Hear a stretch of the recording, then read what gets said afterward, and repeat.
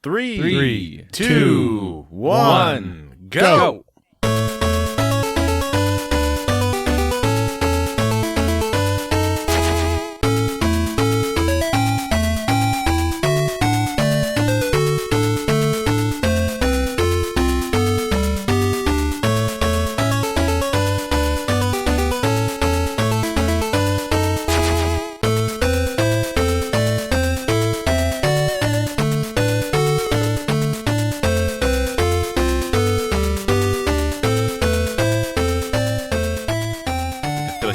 BPM on you a little bit this time. Usually I'm at like a 120, 130. This was more like a 160, 170. This man is in a rush to get through this cold-laden podcast. No, I love the crispy weather. I'm like Josh. Winter is not my favorite season by any stretch, but I can't deny that a winter night with those Christmas lights, it just hits different. Like, walking out and getting like a lung full of ice cold air, and you're seeing all the like Christmas lights reflecting off of the snow and drifts, even just like along people's driveways and stuff. That's a vibe. For me personally, I've actually got a couple games that are just tucked into a corner of Steam that have snow in them. Oh, where it's like, oh, it snowed here, right? Recently, as it did in Minnesota. You were talking about earlier, Steve, but yeah, snowed here, and I'm going to be whipping those games out because it's just like, okay, it snowed. I can now play the wintry focused games. It just feels good. So I was just hearing today, I don't know if either of you have already played this, that Valhalla, the bartending game, is like a relatively solid wintry game to play. I don't know how much that holds up or not. I mean, I guess it kind of makes sense that it's all inside.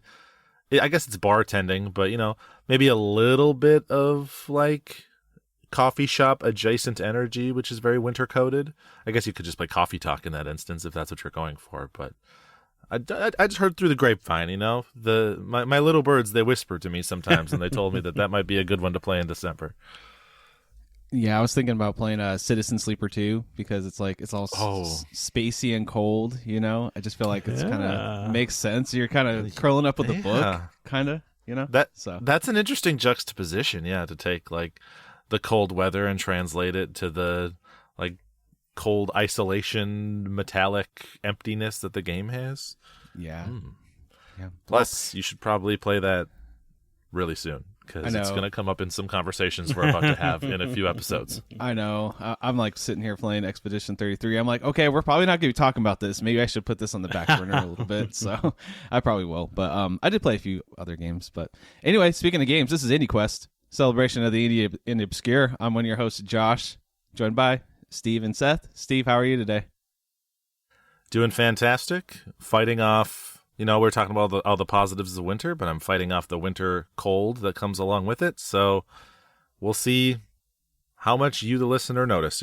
It's either masterfully edited or I was just making someone's life way too difficult. So you can count the coughs and let us know at the end how it worked out. And Seth, you're dealing with some stuff too. I feel like we all are, right? Yeah. I mean, when just that time. That time of year when you're around, like, kids coming home from school, or if they go to daycare, or just being around people in general, man, everybody's sick with something right now. So, but it also means that there's an extra excuse to sit around and play some video games, which we all enjoy. Dang right. How you guys on Game of the Year? Struggling? Are you kind of like happy with where you're at? Let me tell you where I'm at right now. Obviously, I know all three of us have like lists in our phone or in a notepad file on our desktop or something, and we're trying to like churn and burn through them as much as we can. But I always reach this point in the prep where I have to ask myself, do I finish X number of games, or do I play, X times 2 number of games, right? Do I put 5, maybe 10 hours into a bunch of games, or do I see them a smaller number of them all the way through? Because I personally just have, like, probably as a result of Polykill, that like inner desire to finish everything I play, and I do feel like having finished something helps that game put a stronger foot forward come Game of the Year time. But on the other hand, there's stuff like I haven't quite finished Ball X Pit, but I've played 12, 13 hours of Ball X Pit. Like, I can intelligently speak to the gameplay loop of Ball X Pit at this point. Mm-hmm. But I'm still like, but I really would like to just finish it. And, if that means that one or two fewer games make it in, so be it. I'm in the same boat, more so this year than in previous. So I'm looking at my list. I'm at 28 games that I have played enough this year to be able to speak intelligently, like Steve was saying. I bet 25 of them probably I finished. There are a couple on here that aren't actually finished themselves for one reason or another, which will be an interesting discussion on a future date, I suppose. But yeah, like Kingdoms of the Dump. We've been talking about Kingdoms of the Dump off and on for a long time. That game finally actually released, so I've been playing it a decent amount this week. I put about 7 hours into it, playing other things as well because it's that time. I don't think I'll actually finish that game before the end of the year.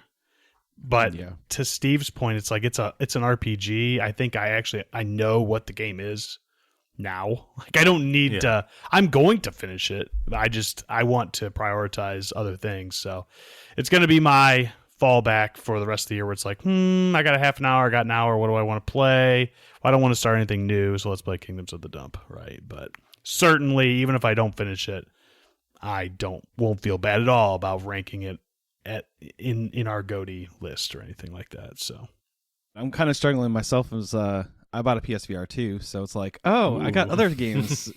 So I've been playing that too, but it's like, okay, I want to play with the new toy, but also there's like a list of like 10 games here that I kind of have like queued up that I want to try to at least touch, if not finish, by the end of the year. But we'll see. I don't want it to feel like work either. I still want to have fun. Right.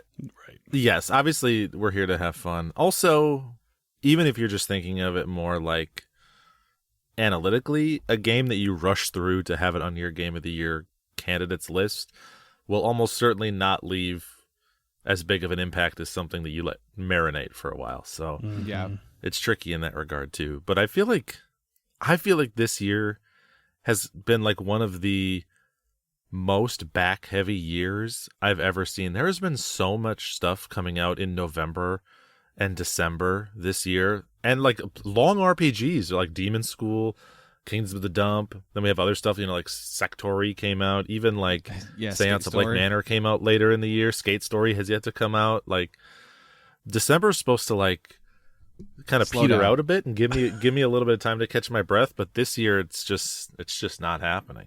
Yeah, it's crazy. I was like, oh yeah, there's not much coming out, and then I'm looking. It's like the December list as big as the November list on like potential games to play. It's like, what's going on? But I guess people are like, why not space it out some more? Because if everybody's home and chilling on holidays, might as well have some games coming out around that time too. So, but yeah, it's I think that I'll have enough to talk about with this weird year where it's going to be hard for us to pick a game of the year. I think like a consensus one, because we're all going to have to probably compromise on that one. I feel between us three, maybe we'll see. I agree with you. I feel like there is not one. I won't get too deep into it because again, this is for the GOTY discussion. But there's not one standout candidate. There's more like, in my mind, maybe like 3 or 4 big name potential candidates. Yeah. And like you were saying, Josh, in a rare occurrence, I feel like we are not all in consensus on all of them, which does not happen often. Usually we're just 3 bros, lobbing thumbs up at good games and moving on. But all of us have like capital T thoughts about some of these, which will make it interesting. Yeah. I would not be at all surprised if that GOTY discussion isn't one of our longer episodes. I imagine we'll be chatting. So So stay tuned for 2 episodes from now, people. Yes. All right. Yes. Oh yeah, and speaking of that, we are doing a community form that you can fill out in the description here of the podcast. It's just a Google form with 3 questions. What's your favorite indie game of 2025? What's your game that's not from 2025 that's your favorite that you played this year? And then what's your favorite IndieQuest moment of 2025? So if you go in the description here, click a button. I wish I had like an easy URL to read. Maybe I'll think of that by next episode. But click that button. It'll be on our social media as well, and fill out the form. And we'll tabulate all that, and then we'll have some community discussions during our Game of the Year this year. Love that. Looking forward to it. So yeah, please write in. Be part of the Questies. That's what I'm going to start calling them. The prestigious awards, all right? People are always talking about the Game Awards, but that's only because it's the appetizer to the Questies, all right? Everyone says once the Game Awards is done, then Questie seasons start, and that's what people are really excited about. So yeah. Get hyped. Well, the thing we do on this show is we bring games to our ever-growing list of indie games called the Quest Log, which has 2 sections to it. The main quest, which is an easy recommendation, that banger video game, that masterpiece. This is one of those games that you can tell your mom, your dad, your pet iguana, and they're all going to have a good time with it. And then you got a side quest, which is still a recommendation, but it might have a caveat or two. It might be that 8 out of 10, but it's still awesome in our minds, and we're bringing it to the show to highlight it and put a spotlight on these little games, or popular games, depending. Who wants to go first today? What are the chances that any of us brought a game that didn't release in 2025? Speaking personally, very low. Very, very low. It's low. So. It's low. I would say very low as well. All right, I'll go first today, I will say. And I'm actually just like, do you ever get like really irrationally anxious that you already brought a game even though you have no memory of talking about it on the show, where you're like, I just got to triple check that it's not already on the quest log? Because sometimes when like a game consumes my life for a bit, I start to like merge time played with it, discussions on Polykill, all that in, so I like lose track. Did I bring this to IndieQuest? But I don't think I've brought Stray Children, which is what we're talking about today. Yeah, you haven't brought it yet. You've just talked about it like 3 times on Polykill. I think that's where your brain is like, because you have 2 podcasts. Yeah, so yeah. I mean, I've got the good podcast, and then I've got the other podcast. I think we all know which one IndieQuest is. I'll speak to what I've heard on Polykill just very briefly. I am minorly surprised that you're bringing it to IndieQuest based on a few things that you said. So I'm very intrigued to hear your thoughts, more in depth than what you've been able to talk about on Polykill. Yes. Yes, and Stray Children, it'll be an interesting pick. We have a lot to discuss here.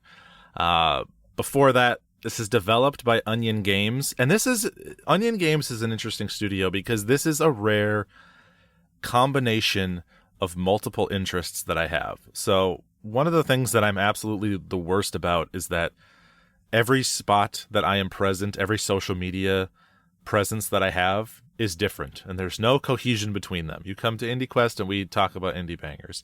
You go to YouTube and you get only trophy hunting. You go to the Twitch stream and you get mostly retro jank. Like wherever you go, you're getting a different version of Steve, all right? It's a cold cut combo.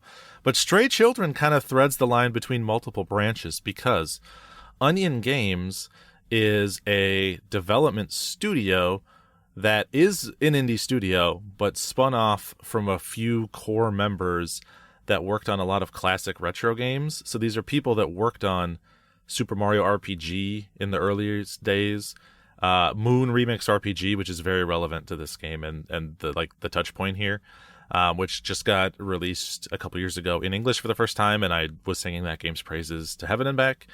They worked on Rule of Rose, of all things, and then they've gone on and developed like multiple like kind of Steam-only indies. Million Onion Hotel and Blackbird are probably the 2 most popular that folks might have heard of, but not a huge studio by any means. But they developed Stray Children. They also self-published it, and it's available on PC and Switch, and as a result, Switch 2 as well. But it's not available on Xbox or PS4, PS5, at least not at this point. So I was really pumped for this game because Moon was one of my favorite games the year that it got localized. It was such like an interesting, refreshing take, which is odd to say that it was a refreshing take on an RPG because it had come out on the PlayStation 1 back in the day amidst its peers. Like, it wasn't like this indie that came out 2 decades later that was like subverting expectations. Like, it came out,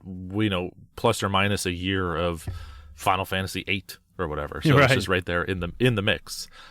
But I really liked what it was doing. That game was focused a lot on like you playing the aftermath of an RPG, you sort of like following in the shadow of the hero and seeing almost like the consequences of what an RPG creates for the inhabitants of its worlds, which was neat. So when they released Stray Children several years ago now, actually I think 2024, so just 1 year ago, I was pumped, but it was not getting an English localization. However, it kind of like got like a shadow drop English localization. I feel like they were working on it, and it just came out one day. I remember finding it on Steam, and I sent it to you because I saw that it was the Moon dev, or basically the Moon dev. Figured you'd probably already heard about it. I'm like, it was just completely random, like just on Steam. Mm-hmm. Okay, I guess this is a thing. And why hasn't this been discussed? I've not heard anyone talk about this. And it did come out very recently, but still only has barely over 100 Steam reviews, which seems wild for, Yes. a fairly substantial dev, A game of its pedigree, right? Yeah, there's a couple metrics that I was judging it by. One was the number of Steam reviews, like you said, and the other was I always can kind of tell how much people are vibing with an RPG by the number of views that the YouTube video of someone uploading the main battle music has. Yeah. Like, you go to Claire Obscure's main battle music on YouTube, and you're getting like, it's got to be like 1 million plus views at this point. But you watch the battle music for this game, it's like triple digits. It's not even hit 1K. Like, videos I released break numbers higher than that, which is just absurd. And you're like, and I was 30 of those. So yeah, seriously. I loved it. All right. A couple of them were my son. So Stray Children dropped. I was pumped. Drachma, praise him. Good looking out. He DMs me like, hey man, don't be missing this one. Thankfully I had already caught it, so I got to look like a tastemaker and be like, oh, I'm already playing it. All right, don't even worry about it. I'm wearing the boots in this relationship this time. Yep. And I don't know if either of you do this, but I was excited for it, but I didn't really know anything about it because I liked Moon so much. I trusted them as developers, so I just like sight unseen. I was just like, when this comes out, I will play it. I don't need to look up any context. So I was surprised to get into like the setup for the story here. Surprised, and not a spoiler because this is extremely apparent within the first like 10 minutes of the game, to learn that this is kind of a pseudo sequel to Moon. Like, it is more directly related to Moon than I was expecting. That's not super relevant in terms of like how the game plays out in its narrative. I think it's more like, it's kind of more like an Ivalice type thing where it's within the same larger universe telling different stories. But still, there are some very, very apparent connections to Moon right out the gate. So to set it up, the game starts, you play as this relatively young kid, hard to tell age because he's wearing a hoodie the same way that Sans Undertale does. Stick a pin in that. We're going to come back to Undertale in a minute. And also, he's a dog. So, like, I don't know how old a dog is from looking at just its nose. It's hard to tell. Mm-hmm. But you wake up in your apartment, you're alone in your apartment, and someone knocks at the door, and it's a friend of your dad who has recently gone missing. Like, he hasn't been home for a few days. And he's like, hey, come on, let's go. I think I know where your dad last was. Let's go find your dad. And so you go with him. All this sounds like the setup to a horror game. It's not. It's an RPG. But you follow him into the subway, and he kind of does like you go into like a platform 9 3/4, like a hidden secret lab in the subway. And inside there is this like one-man, like mad scientist version of a game developer studio with a bunch of old computer hardware set up all over the place. And immediately, this is my kind of game because there is like an actual literal Vectrex sitting on the desk. Like they Nice. actually have a Vectrex. You walk up to it, you can like interact with it, and it like lets you read the serial number, which is VT something something something. And I was like, man, any game that's dropping a Vectrex reference, it has my heart, at least from the get-go. So you kind of are poking around in the lab trying to figure out what's going on. The guy who brought you there, he goes into the bathroom and he says, don't touch anything. All right, I'll be right back. I can use the bathroom. But of course you're a kid and or dog, so you're going to touch stuff. And you boot up this old, like almost like old Apple or maybe like Commodore or something, some very old PC. And you get sucked into the game that your dad was developing. And so now it's like a game within a game setup. You are cool.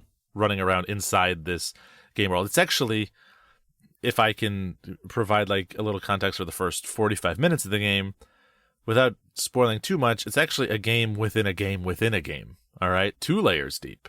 So you end up playing the game your dad developed, which was unfinished, and in it being unfinished had some like errant code that produced an error that resulted in you getting sucked into kind of a different game / alternate world. Very strange. So that's all your setup, and then you're now in the fantasy world that you're going to play through the game in. You're going to go have a good time. The world that you ultimately end up in has like kind of a Lord of the Flies thing going on, but not like quite so bloodthirsty, I guess. But a lot of the societies that exist, like a lot of the various towns and things, exist entirely with no adults, only children, and the children have kind of like created their own versions of societies based on norms or rules that their parents had kind of given them before they ultimately left or something happened to them, which we're going to get into in a minute. So it's interesting as you explore the different towns and things to see how like certain towns are like, relatively normal. They have kids that fulfill different roles. Some are farmers, some are lookouts, etc.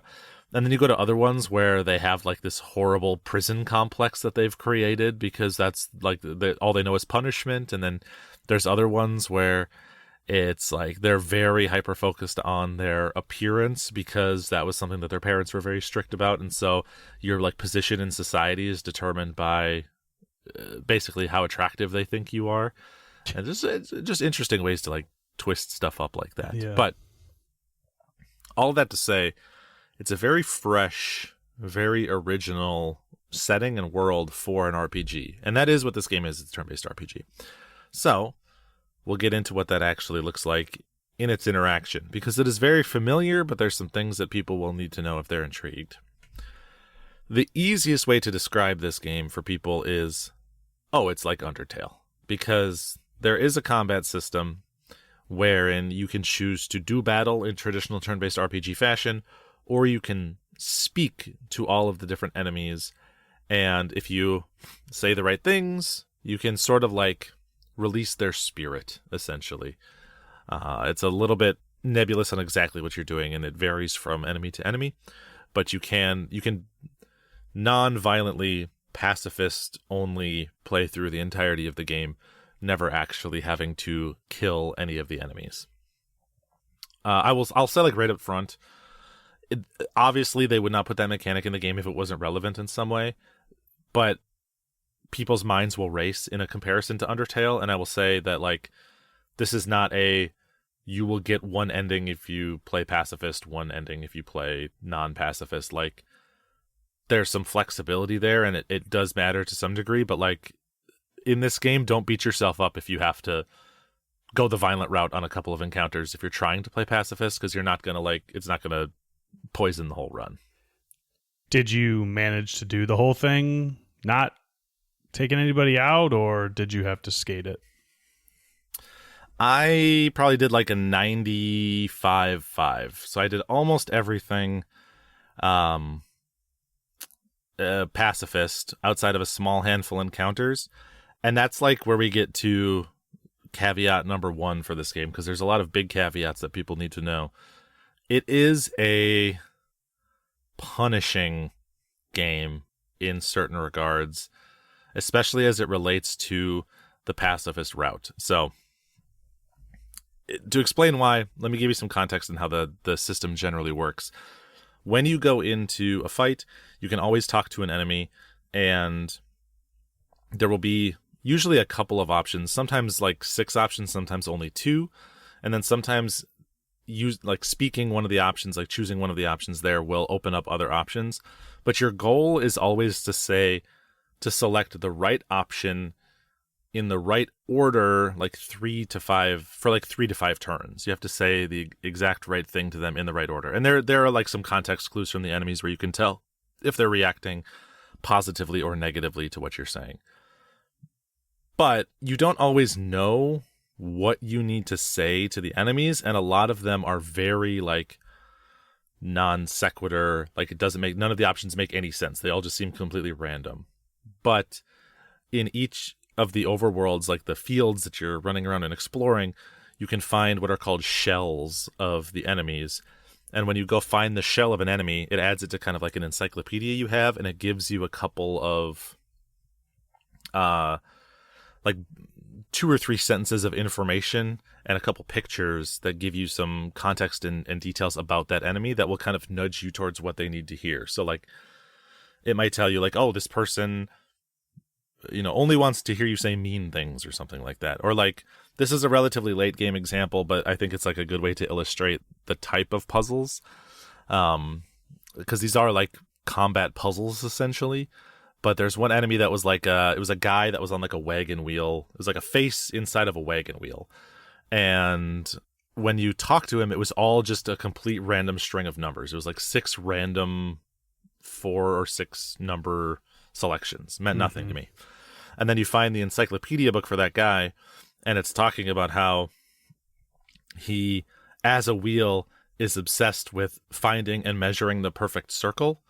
And then that kind of tips you off to go back, and when you're in combat, you realize that those digits are the digits of pi to like create a perfect circle. So you have to like basically give him the first 20 digits of pi in the right order when talking to him in order to pacify him.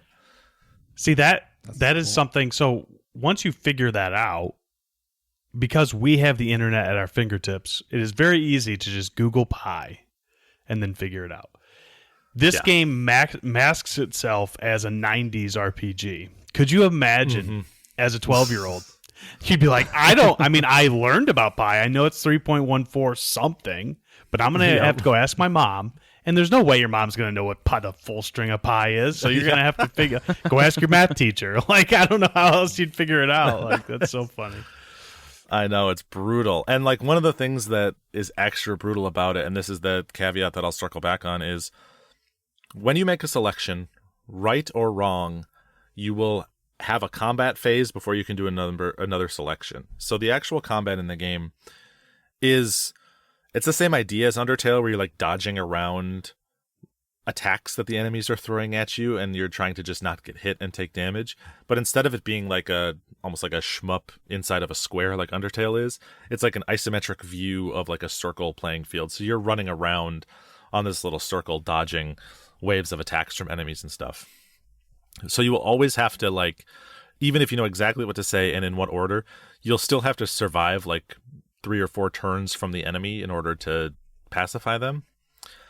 But if you say the wrong thing, if you say the right thing for 2 turns in a row, and then you make the wrong selection on the 3rd choice, it starts the entire clock from the beginning. So now you have to go back again to what is essentially the first turn and choose the right option again and proceed through that same strategy for another 3 to 5 turns, which in situations where you don't know what to say or it's not super clear, and there are situations where like multiple options feel like they could fit, sometimes you feel like you just have like 4 reasonable options and you have to guess, and if you guess wrong, like that's like it'll be like another like 3 to 5 minutes of combat before you're able to make another guess at it. Like It is punishing in like a weirdly stubborn way, and that is clear in a way if you look up like what little discussion there is of this game online.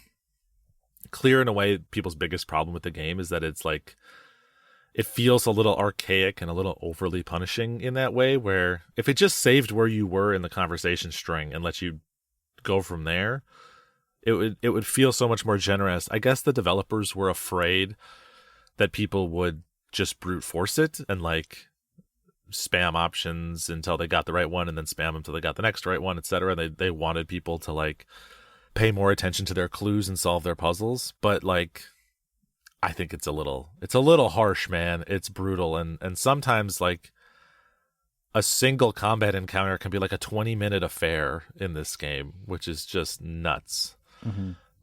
Especially some of the boss fights can go for a long time. And then I swear I like this game. And then there are some encounters that you only can get correct if you either remember information from like 10 hours ago or picked up a specific item like 10 hours ago. So there's a point in like one of the fights against like a frog guy where you need to use a fishing pole, which is a completely optional item in a random part of one town. And if you don't have it, you just can't pacify that enemy. So I think because of those things, the game like they did not want you to do a quote true pacifist run your first playthrough. I think they wanted you to like try your best and then just switch to beating guys up if things are getting a little bit too punishing, because all of that like frustration that I just described, all of that clunkiness, that is all only on the pacifism side. You can always just switch to beating them with a golf club, right? And like then battles flow kind of naturally as you'd expect them to for an RPG. So if you're into the game as I was, I really enjoyed this, and you're getting really frustrated by that what feels like very choppy progression, my recommendation would be don't be afraid to switch to combat, because the Undertale in all of us has like positioned us to feel really guilty about that, and it shouldn't be the case here. It will not be that big of a deal if you switch to the traditional combat at some point. One kind of like saving grace of that combat system, or like that encounter system, is that basically every enemy in the game sort of functions like a boss, where once you defeat that enemy, it will never show up again. So like you walk into a new forest or whatever, there's like maybe 3-4 different enemies there. But the idea is if you run away from an encounter, the next time you're encountering that enemy, you're encountering that same one enemy. It's not like another carrion bird. It's like there's only one carrion bird that exists in this world and you're re-encountering it. So once you've like pacified or defeated the 3 or 4 of them, you can just run around that environment and you'll never get into another encounter again. So in reality, it's like an RPG that has only, I don't know, some like 60, 70 enemies total. You just have to figure out the puzzle of how to manage all of them. Each of them, you said the bird thing, so that made me think. Each of them are different, distinct, or are you going to get 3 birds and it's like, okay, once I know the puzzle of the first one, I can just do the other 2? No, they're all very distinct enemies. They're all their own thing. And that's like sort of wrapped into the story and the themes of the game. All the enemies in the game are olders, and they all kind of like represent the adults of this world and like what has happened to the adults of this world. So I said all the like kids are running society. All the enemies are basically like mutated or transformed versions of adults, or sometimes just like literally adults. But all the enemies are olders, and you're trying to like kind of like, without spoiling things, sort of like help liberate them, stop a curse that's on them, sort of deal. That'll be more obvious to people as they play through the game, if they play through the game. So that is the general gameplay loop. I will say that the like actual minute to minute of it, running around, dodging the enemy attacks, is quite fun. At first, it felt like the movement was a little slow in the combat encounters. Like sometimes you're like, oh, I can't get out of the way because my character is like walking so slowly. But you can tell that was like an intentional design choice as you play more, so that you can't just like sprint out of the way of every single obstacle, every single thing that the bosses can throw at you. And it ends up being pretty fun learning how to survive encounters best. And there are sometimes where they like mix up the formula where like in the middle of certain attacks, you can like find a hidden treasure chest during the dodge phase that the enemy has like temporarily lowered their guard on, or like you can use parts of their attack back against them, stuff like that. So it plays around with that formula quite a bit. And people will say, like, this sounds derivative of Undertale, and it kind of is. But if folks are not aware, one of like Toby Fox's biggest inspirations that Toby Fox has ever cited for Undertale is Moon Remix RPG. So Undertale kind of like borrowed vibe from that. And then this game I feel like is borrowing from Undertale in a very respectful way. They put Toby Fox in like the special thanks of the game and everything. So it does feel like them kind of like evolving together, like taking parts of each their thing and Undertale and kind of producing their own new thing with it. But they're very aware of like the legacy that their game had through Undertale, and it comes through in the combat encounters. So I think that's the bulk of the combat. I mean, the fielding itself, it is what you expect in an RPG. You're running around, you're finding treasure chests, you're occasionally getting into random encounters, and you're trying to find those shells to fill up your book in order to get the information you need to survive combat encounters. So one thing though that like there need not be any caveats on is that this game looks freaking gorgeous. It is so nice. There's like an energy that I know that the two of you understand, but it's hard to put into words. But RPGs that were on the PlayStation 1 while they were still sticking to 2D, so they hadn't transitioned to trying to do 3D. So you get this like really PS1ified, gorgeous pixel art in a way. Mm-hmm. And then you add on to that it's also kind of hand-drawn. It's very striking. And the enemy designs are very cool.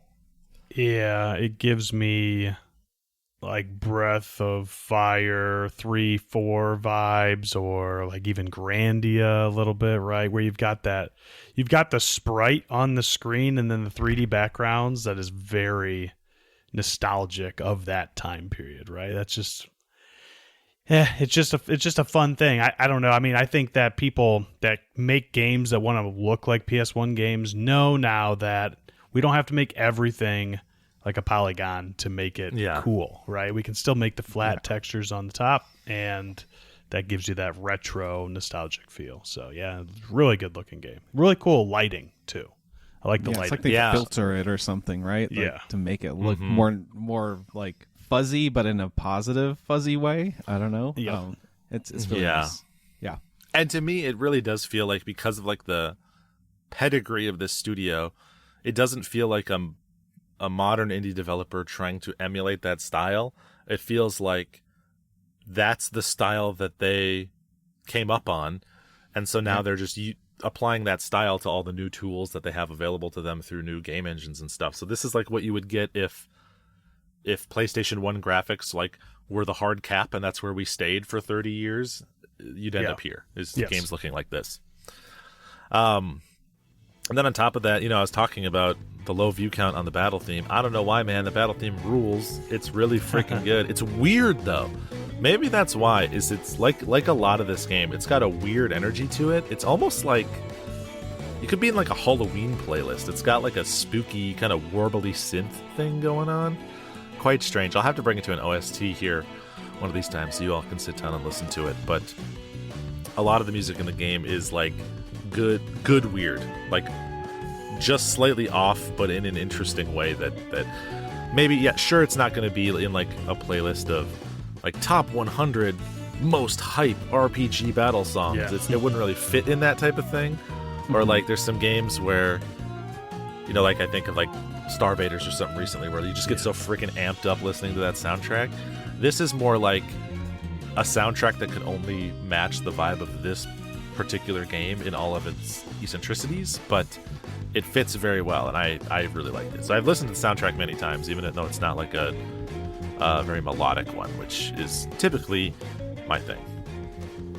It is a very linear game, which I think sometimes bugs RPG people, in the sense that you're usually going like from a town to a dungeon to the next town to the dungeon. There's a lot of points of no return. There's a lot of like not being able to turn back around and go explore previous areas.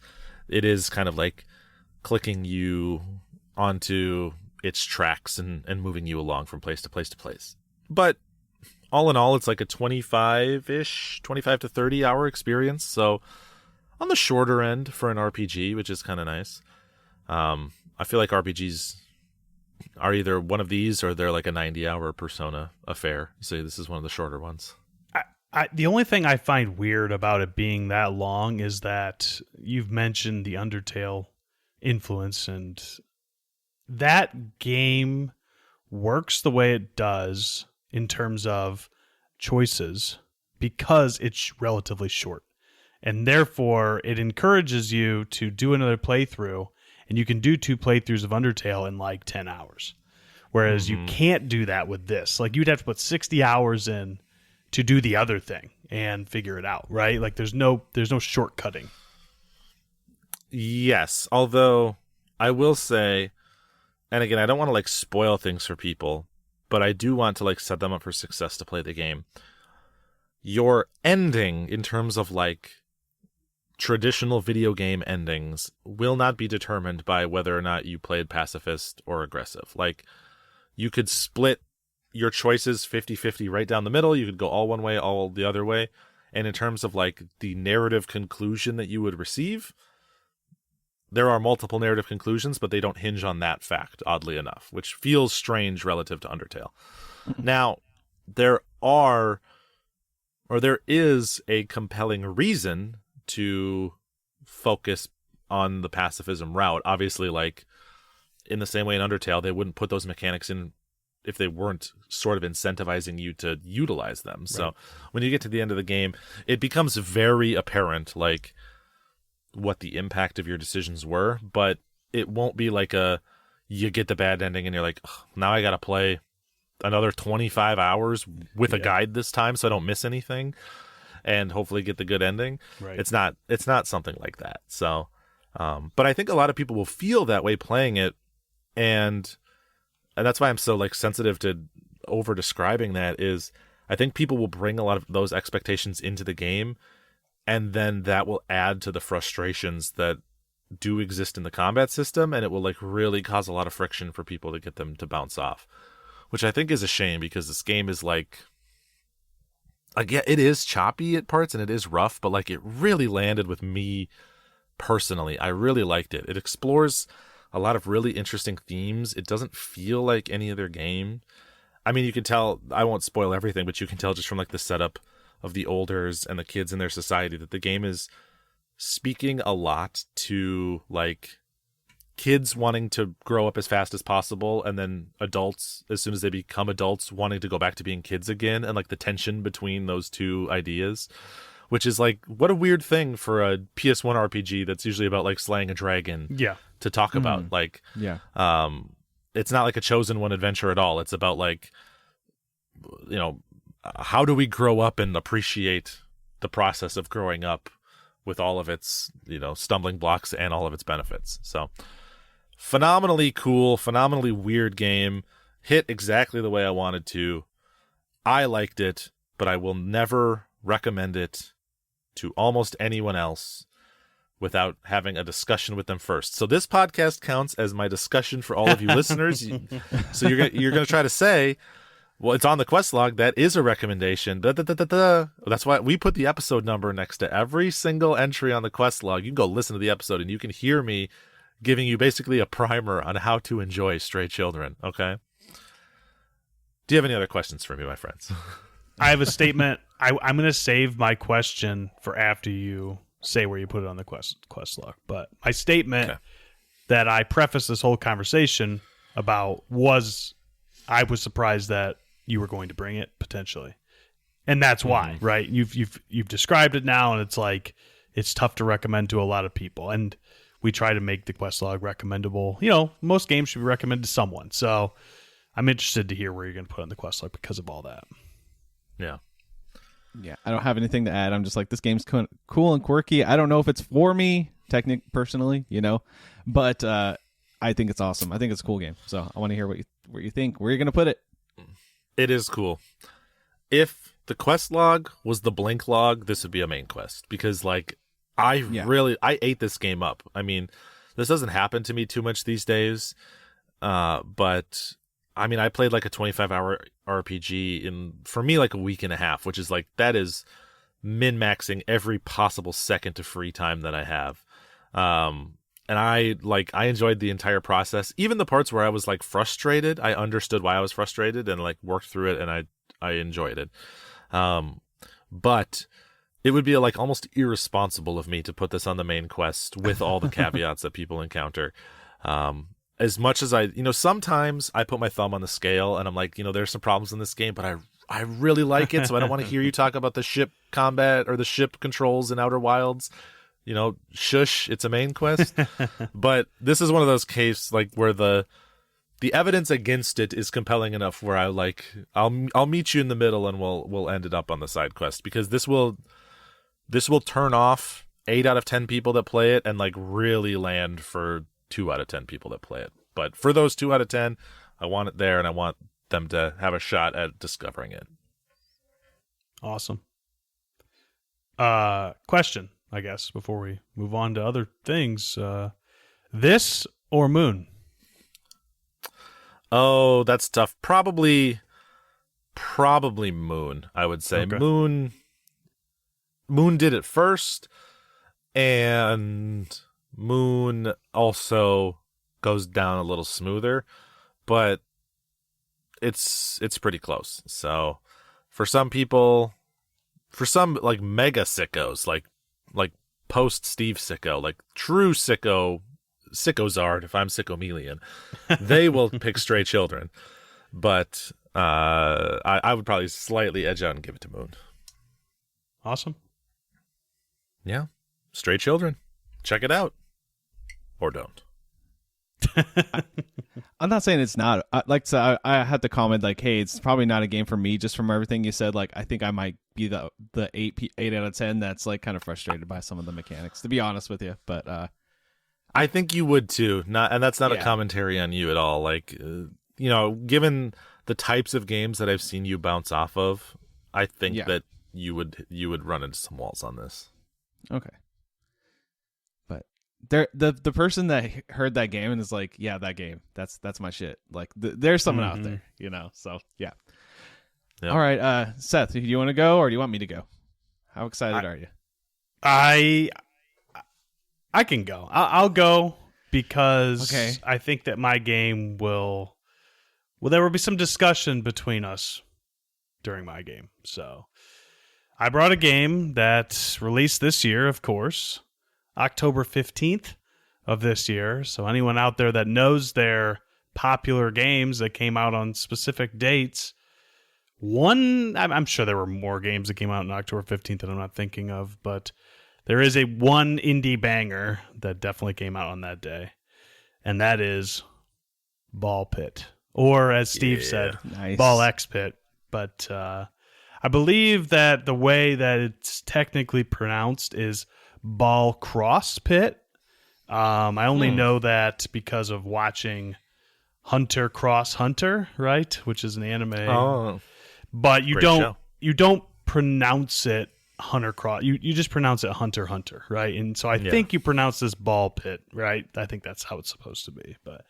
I have not really watched enough. Well, I have watched a lot of Northern Lion playing Ball Pit, to be completely honest, but he just always plays all the super popular roguelites, and everybody watches him and loves it. So, and it's one of those games, and we'll get into it, where when I'm not playing it, I also kind of want to watch people playing it. It's a very zen roguelite in that way. So. Yeah, not to just only shill for games that Northern Lion is famous for, but it's like Balatro in that way, where you could just always watch another run. It's just pleasant.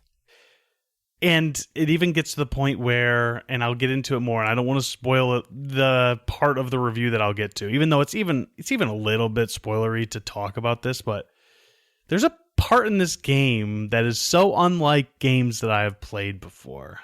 And I'll gauge you guys on where you've gotten to, because I don't necessarily want to spoil it for you, but I don't think it's all that big of a spoiler anyway. So when we get there, we'll get there, and I'll consider it at that time. But like I said, released this year, October 15th, developed by Kenny Sun, published by Devolver. So another one. There it We're is. falling behind every day, but we're trying to keep up. Yep. Platform is everything modern. PC, Switch, and Switch 2, PS5, and the Xbox Series. The genre, Game Pass. I don't have an Xbox, so I had to pay for it. But I will say, this is the first time, I think, that I have played with a PS Plus subscription. I have played a trial and then been like, oh shit, I have to buy that right now. So they got me. They got me on that. But the genre is an Arkanoid style roguelite with what I call God Sim farming elements, kind of like ActRaiser. It's sort of like that in a way, except for you're not like an angel roaming around. You do things, but you do things in a way that doesn't make a lot of sense compared to how you would do it in real life, I guess. So we'll get into that. Like, it's not like you're sending your dudes out to just till the land. So we'll get into that when we get to it. But presentation, kind of similar to what Steve was talking about with Stray Children. I think that Ball Pit does the kind of the 32-bit PS1 type of thing, but in a different way. It's chunky, not like the pre-rendered background thing, but it's very chunky, nostalgic in a lot of ways. I mean, it's maybe a little bit higher res, I suppose, than Stray Children is, but it gives you that 90s arcadey type feel. Yeah, the camera's so zoomed out. It's almost like a roller coaster tycoon or sim theme park energy to it, because you see all these little tiny people that you can like barely make out any details on. Obviously, in the actual like combat, it's a little more zoomed in, but it has that energy to it from the 90s. Yes, it does. It does.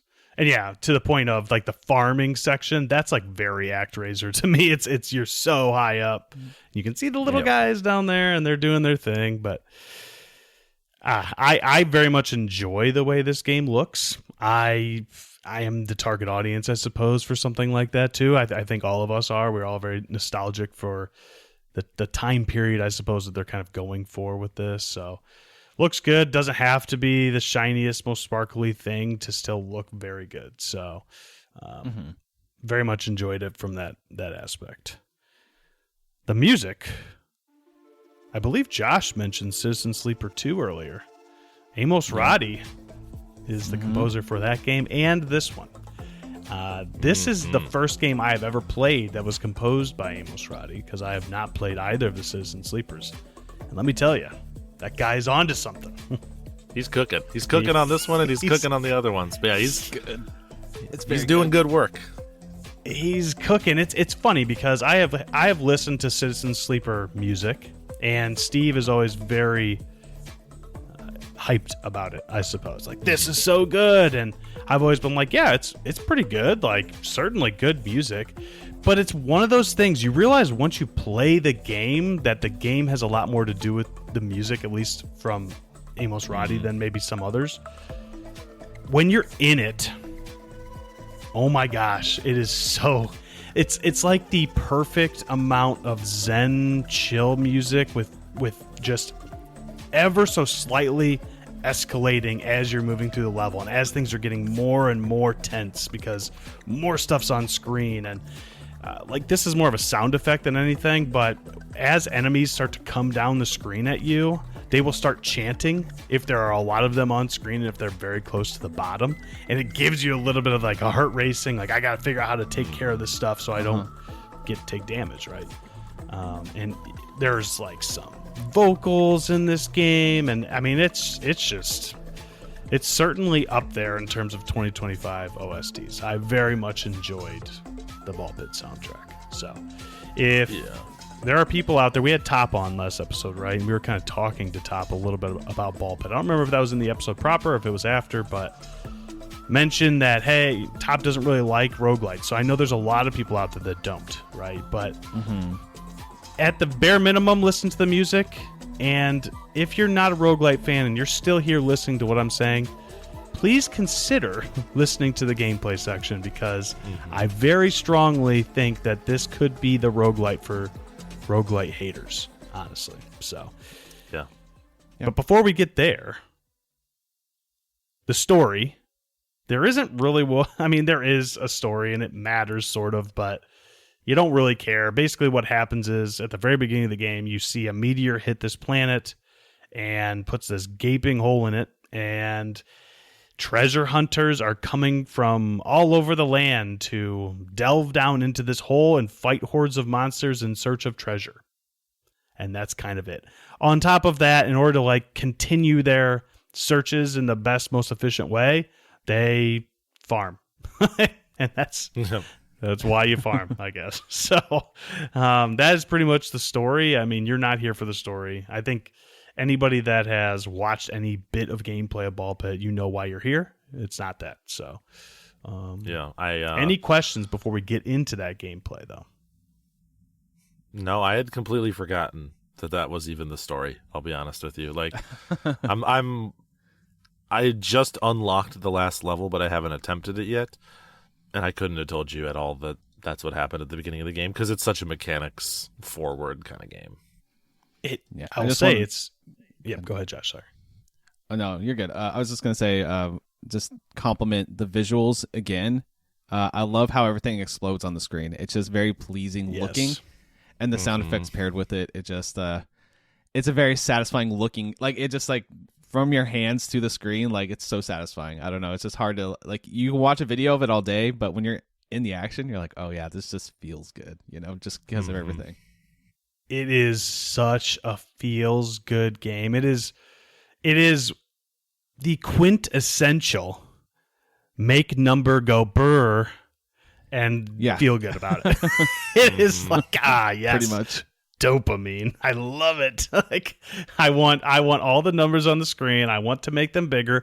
I don't care if I have a seizure soon. If there are flashing lights, I want more. Like, that is so what true. This game does. So,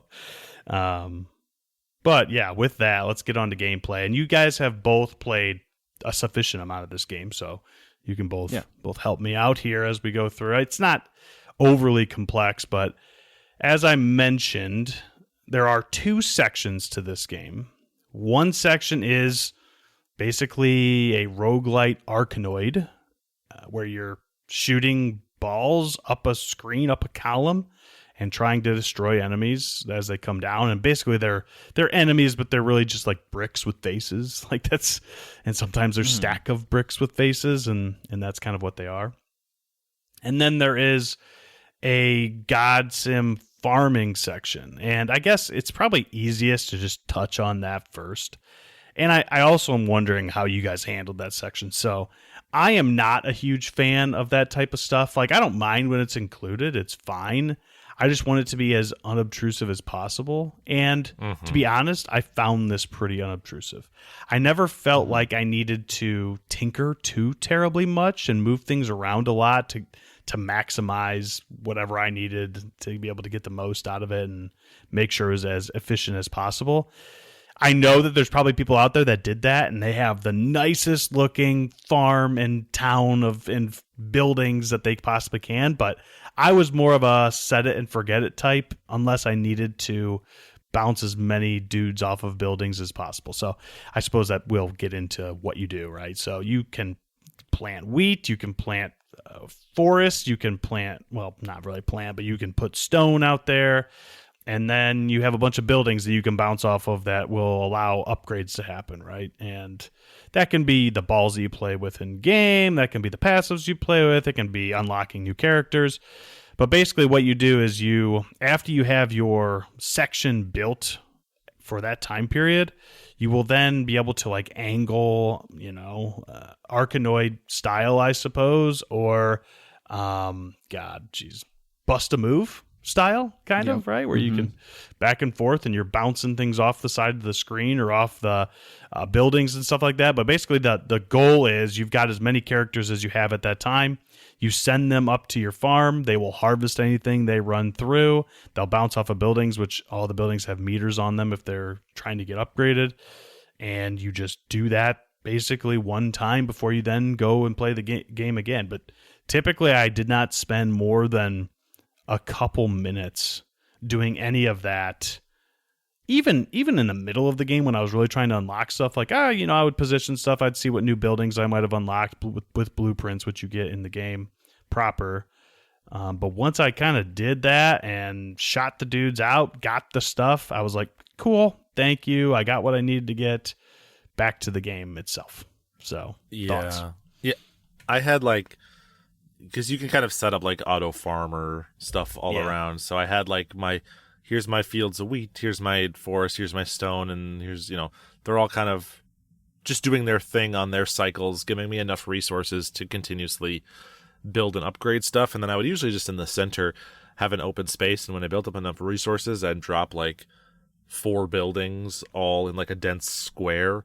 And then I would just, send my guys out and they'd all just bounce off 1,000 times in between them and build everything instantly. And then I would go put those buildings where I felt like they needed to be and move on. So it was very rare that I spent more than, I'm still playing it, but very rare that I spend more than 2 minutes or something in any given time in that section. Yeah, I'm like you, Seth. I just kind of set it and forget it. And then just kind of, I feel like that section of the game is one of those things that, there's a farming thing. That's a negative. A lot of when people start talking about it, but really it's 5 minutes and you're out and you're just back into the number go up, just breaking boxes. So it's not that big of a deal. And in my experience, 5 minutes was the max that I ever really spent there. Sometimes you just launch your dudes, get as much stuff as you can, and you're going back. And you can even speed up the process. You can press circle on the Xbox or on the PlayStation controller, and it takes 15 seconds, and you're out.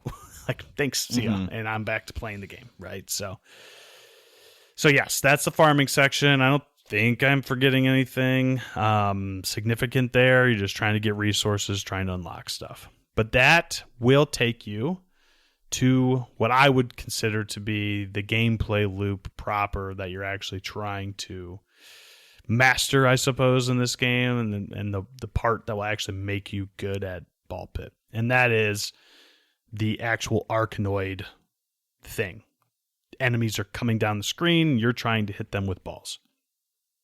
So, as you do an Arkanoid, balls will hit an enemy and then bounce in whatever direction. And I would say more so than almost any game I've ever played, this is absolutely a game of angles. It is, you can consider pool to be the same thing, right? Mm-hmm. Where if you really understand and get down the angle in this game, you can get much better at it, right? Because initially, first of all, as I apparently I do this sometimes in games because I've found that I do this where I just don't read one little piece of key information. And I was playing this game and probably went through the first 5 to 10 runs, forgetting that I could actually move my arrow back and forth. And so I was just shooting straight on. I'm like, why would I ever want to get any of these passives that allow for crits on the sides? I want everything on the front all the time, right? And I was like, man, this game is so hard. I imagine I'll get better, and the meta progression will make me better.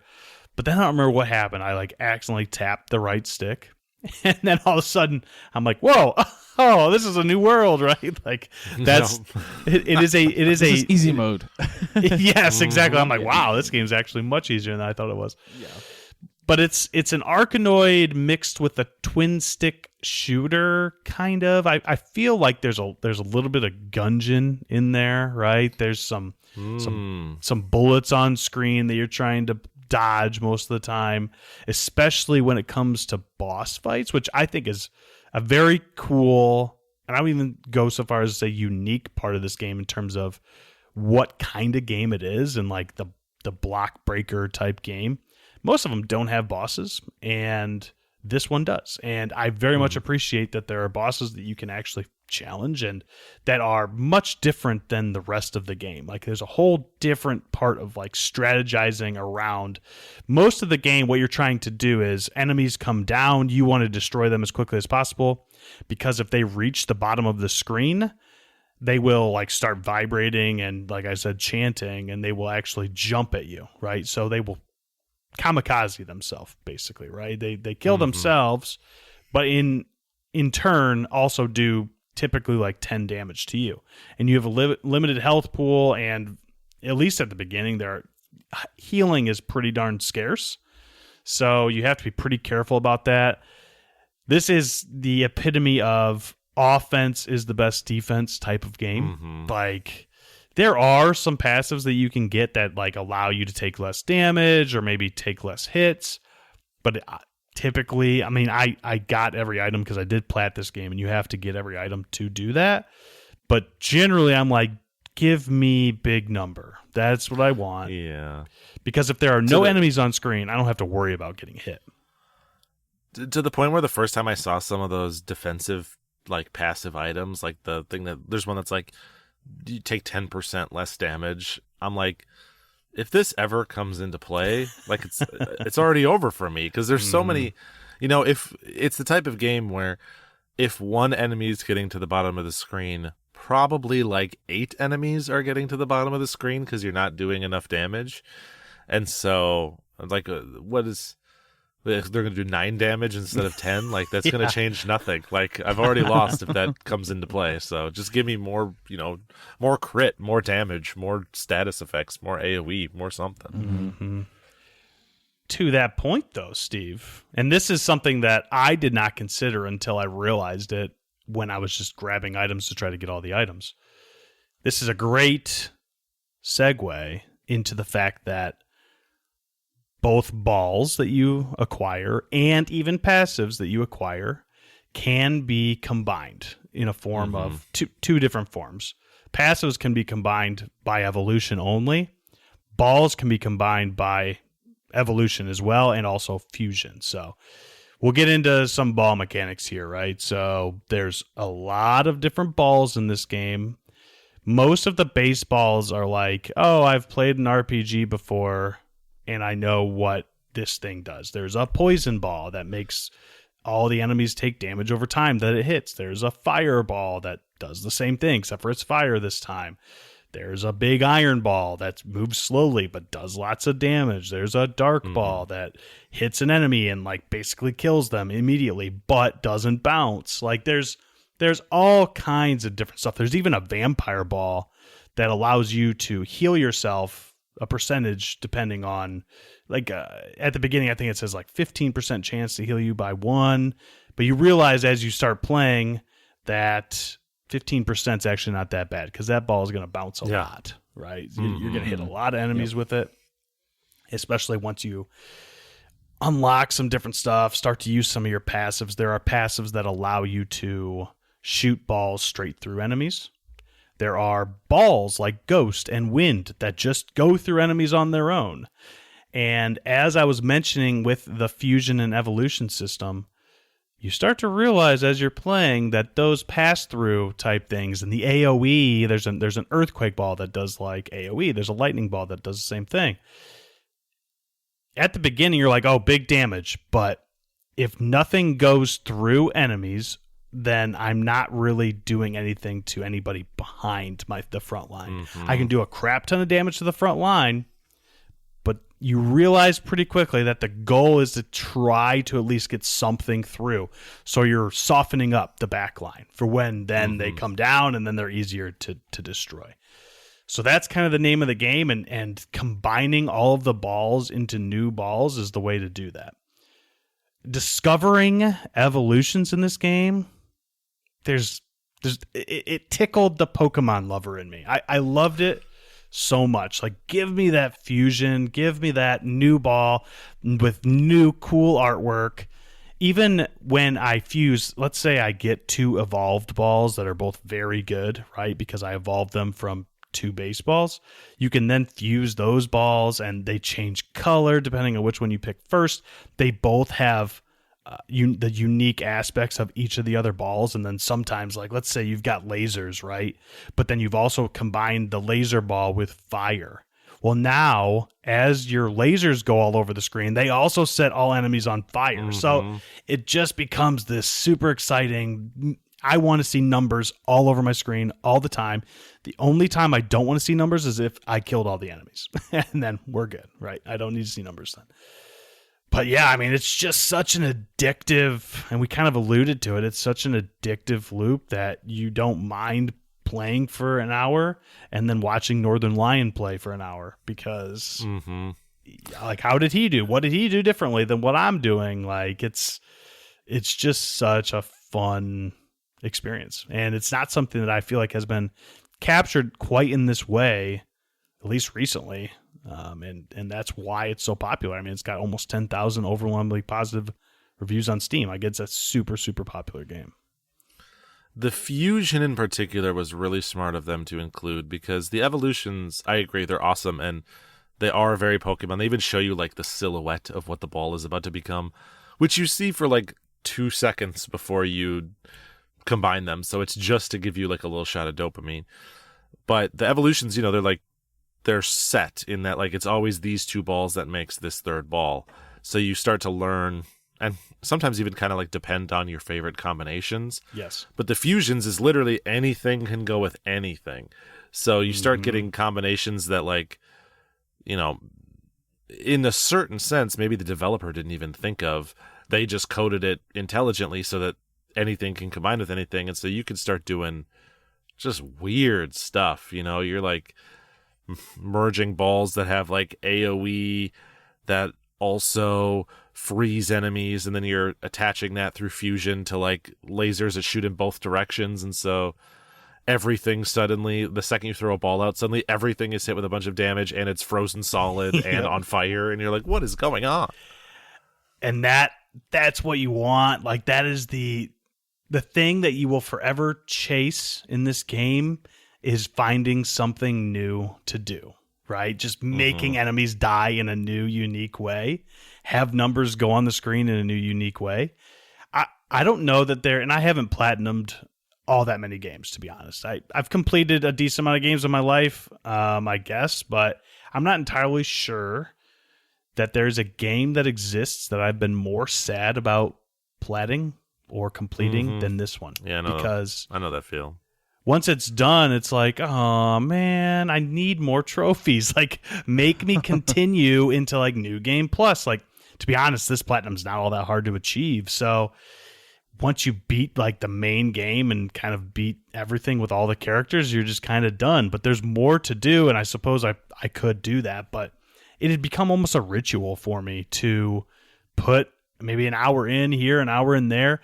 I mentioned to you two that this had become my lunchtime game, that I would go out and make myself a sandwich and I would go sit on the couch and play ball pit. And the cool thing about this is lots of roguelites, they'll take 45 minutes to an hour to do a run.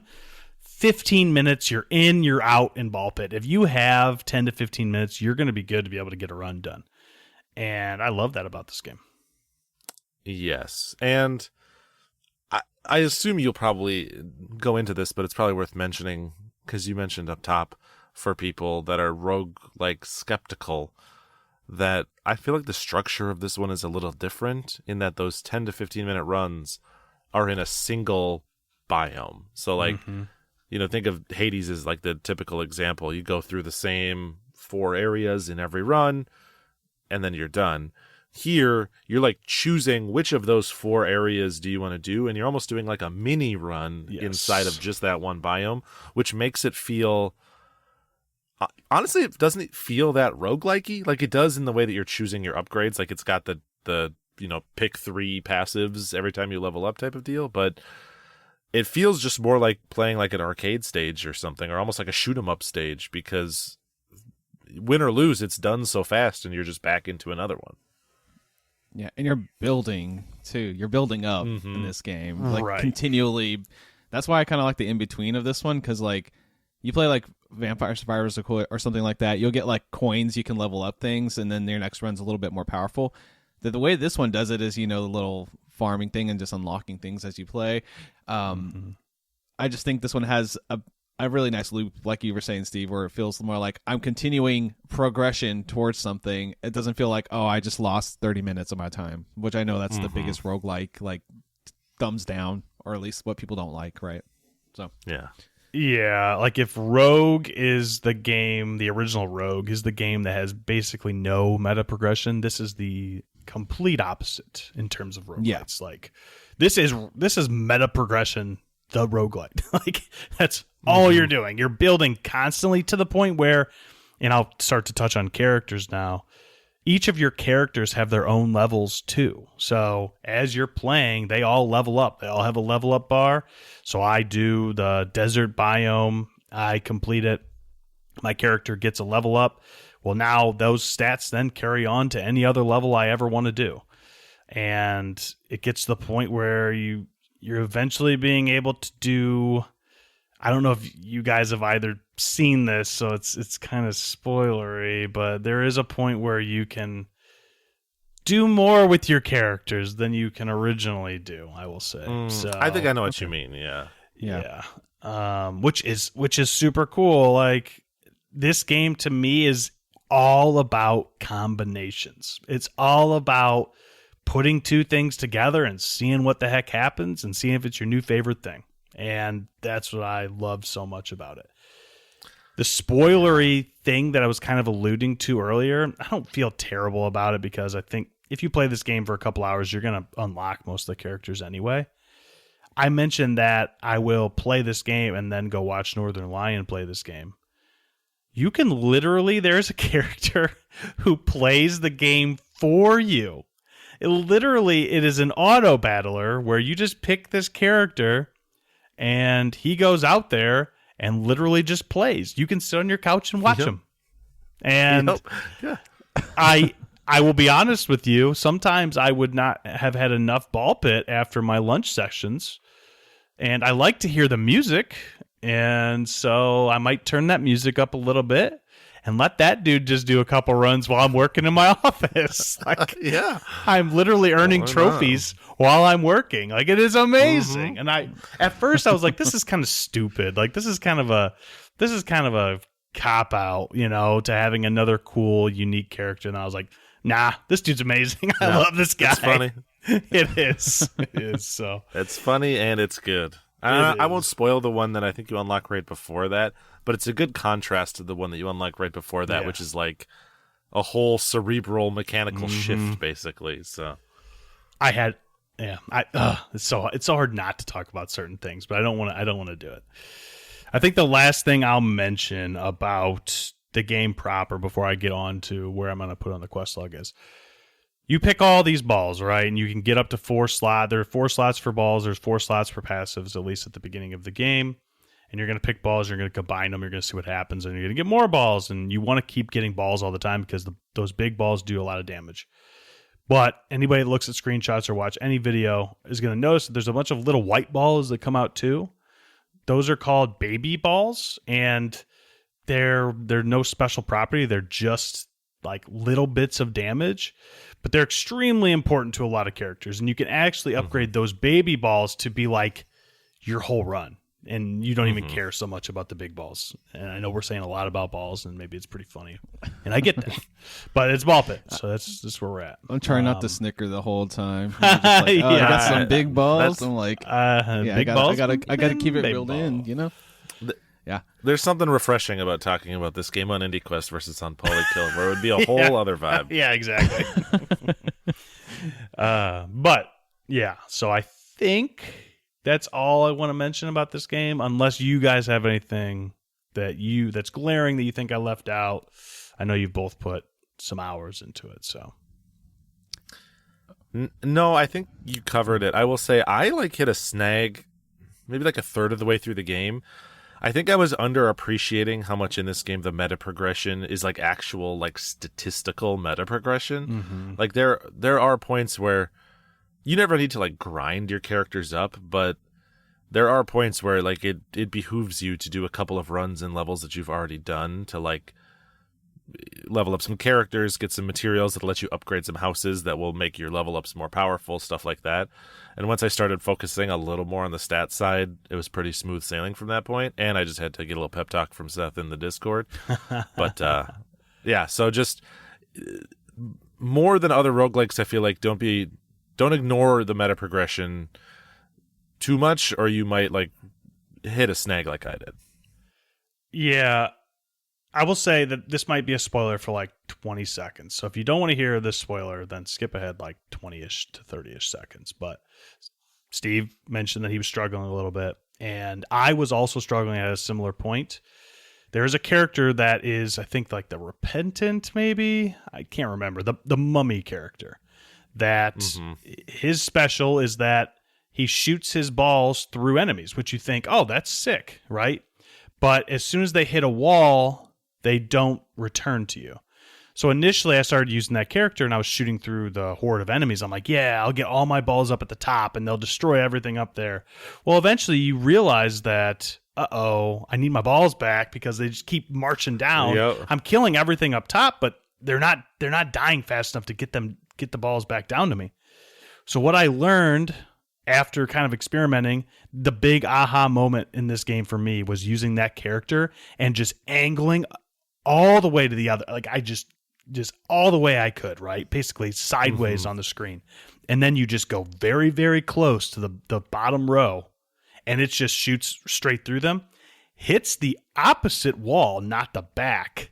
And then you get all your balls back, but then you're getting all this damage done going through the first line, and you're just doing crazy amounts of damage, especially if you have AoE and stuff like that, right? That's like that first aha where it's like, oh, it makes more sense. I can use them like that, not like this. So it's a bit of the meta progression, but also a bit of this character kind of seems bad. Well, maybe I'm not thinking about it the right way. Yeah, right. Very true. Yep, agreed. Okay, that will get me to the verdict then. So, you probably all know where I'm going to put this. I don't even think it's much of a secret. It is a main quest game. It is a fantastic, fantastic game. There's not a whole lot of, speaking about like Top Spot, who was on last episode, and roguelites in general, there aren't a whole lot of people that I would not recommend this game to be honest. Like, it has, like, once you get into it a couple hours, it has this zen, chill out vibe that based on screenshots you wouldn't ever think would be true because there's so much going on screen, but you get into this state of just like flowing through it and dodging the stuff that's coming at you, but also you got so many balls going and you can seriously play this game and think about other things and then still play this game and still get the rush. And I don't know, man, it's so good. It was easily one of my favorite experiences from this year, and I'm so happy that I did the trial because otherwise I don't know that I would have even touched it. This was truly one of those games that I don't know that I would have played this year because, you know, there's just so much coming out all the time, and I was looking for something to play one random night. I'm like, well, there's a ball pit trial, and I knew it was there. I left it sit and kept looking for other stuff, and then was finally like, I don't know what else to play. I'm just going to play ball pit. And oh my gosh, that changed everything. I was like, well, this is the game I'm playing now. So for me, it took about 25 to 30 hours to get the beat. I think it was like 27. And then I platted it in 35-ish, which seems like a really long time, but I swear it flies by. And the bite-sized nature of this game kind of like lends it to like, oh, I'll play for a little bit here, a little bit there, a little bit before bed, and the 30 hours just rack up like nothing. It's not like you're sitting there focused on an RPG for 2 hours or you feel like you didn't do anything, right? So yeah, very cool. Ball pit. Heck yeah. It is surprisingly a great like podcast game or a great like show on the other monitor game because it's just blasting, put it on auto fire, number go up, half pay attention if things get dicey, you know, lock in, but otherwise just watch the balls bounce around, and then, you know, the other eye looks over at Brooklyn Nine-Nine. It's great. There you go. Exactly. I didn't even think that is a good point you bring up, Steve. You can put auto fire on, which means you're not even shooting. All you're doing is moving your character. And you can also turn it up to like max speed, which seems like, oh, maybe that would be hard, but no. Once you've done it, it's like, oh, that's the only way I will ever play ever again. So yes. 100% of the time it's on max speed, and I Yes. will never touch that. I don't even know what button to press to lower it again, and I don't need Yeah, to learn. exactly. Yep. Awesome. That's one. I'm kind of like rotating between Bullet Heavens. Like I'll do a run of each. That's that and Mega Bonk, and then I'll do. I've been playing Clover Pit here and there too. So it's like 3 roguelites. It's like, okay, what am I in the mood for? And I'll just pick one of those 3 and just do a run. Because they're like each of those. The runs are like 30 minutes at the most. Right. You know, Exactly. Yep. it's good times. So yeah, it's just a good year for roguelites in general. I is. feel like people are just getting like that kind of like make number go up as a genre, and then just like running with it and trying new things, and it's just getting more creative, and this is a good example of one of those. So yeah. Mm-hmm. All right. Well, it's my turn to bring a game to the quest log here. It's also a 2025 game. Surprise, surprise. No. And it's also from Devolver Digital. Ooh. So here we go. I'm bringing Baby Steps today. Oh, there it yeah. is. Oh. I finally brought it. I was like, I'm just kind of holding this. It didn't make sense to bring it for the top episode because we're doing puzzle games, but I wanted to talk about this game. It's a weird one in a good way. So I know Steve's been playing it here too. But Yep. Seth, do you have any interest in this game at all? So it's funny. This is such and this is no slight at anyone who enjoys this game, but it is very much like a streamer baity type It of is. goofy game, right? That's how it was designed, right? It's like, watch the funny goofy guy fall down, right? And that's the fun of it. So of course, my stepson downloaded the trial and started playing it. So I have not played it myself, but I've watched him play it, and he's like, it's very much you start to get the hang of the mechanic, and you're going to get into this, Josh, but then you hit a different thing that doesn't seem like it would be all that hard, but it's hard, right? So Yeah. All right. Go ahead, Steve. I was just gonna say. I also noticed your stepson's been playing a little Sackboy. All right, someone's knocking out my knitted knight time trials here. not just him, me. Oh wow. I've been playing it. Getting in there. been playing I'm co-op. setting a bar for you to cross. I'm getting those little pop-ups while I'm playing ball yeah. pit. That my time has been beaten. I'm like, I'm about to dust off this game 2 years later. Really? Sorry, I can't believe that's No, you're true, good. but okay. We've just been effing around mostly, but yeah. No, that's fine. Oh, that's how low your times were, Steve. You're Yeah, just effing terrible. around, and they're We're just like destroying them. screwing around. Ooh, we're just that good. Anyway, Baby Steps. All right. So you play a guy named Nate. He's kind of a loser, 30-something dude in his basement. He sucks. His mom's Big basement. time sucks. Yeah. The biggest dumper you've ever seen in your life. He bouncing around. Dude, it's like a freaking birthday party in there. It's just cake for days. Yeah, it is. I will say the presentation of this game is fantastic. It's a gorgeous game, like legitimately amazing scenery, incredible looking vistas, and like a lot of really great lighting, and like it's like the most beautiful game for like the most miserable game. Positive, I guess. So the main premise of the game is you're this dude named Nate, and you're just walking. You're walking, and it's kind of like co-op. Have you? I know Steve's played co-op. Seth, you have experience with co-op? Trying to get that a little runner bit to go. Yeah. Yep. It's funny because when I first started playing for like the first half hour, Leah was like, "Is this like Skyrim co-op?" And I was like, "It's literally by the guy that made co-op." Yeah, like yeah, it's a you hit the nail on the head.